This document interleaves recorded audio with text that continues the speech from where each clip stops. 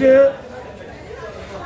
যে কেস কানেকশনে 23 তারিখ তোলা হয়েছিল 1392-1392-26 যে কেসটা তোলা হয়েছিল, আজকে আমাদের সরকারি উকিল এবং আমাদের দুই পক্ষের হিয়ারিং শুনে লার্নেড সিজিএম সম্মানীয়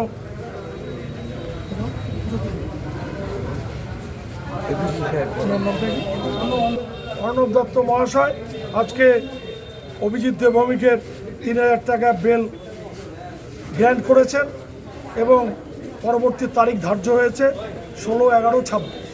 3000 টাকা বেল গ্র্যান্ট হয়েছে। আজকে কোন কেসে হাজির করা হয়েছে, যেটা শোনা যাচ্ছে একটা 3 দিনের একটা কেস ওনারা হাজির করেছেন যার নাম্বার 1447-26। সেই কেসটা করেছেন পরিমল ঘোষ বলে একজন দেওয়ানহাটের একজন ব্যক্তি, এবং সে একটা কেস করেছে।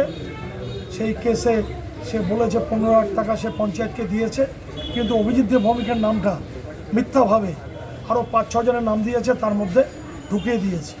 লার্নেড সিজিএম সম্মানীয় অর্ণব দত্ত মহাশয় দুই পক্ষের হিয়ারিং শুনে আজকে ইনভেস্টিগেশন অফিসার 10 দিন চেয়েছিলেন পুলিশ রিমান্ড, উনি 3 দিন অ্যালাউ করেছেন এবং 3 দিন অ্যালাউ করার পর পরবর্তী ডেট ধার্য রয়েছে 6-8-26। 6-8-26-এ তাকে কোর্টে প্রোডাকশন করা হবে। আপনার নাম? আমার নাম অ্যাডভোকেট নুরুল আমিন চৌধুরী।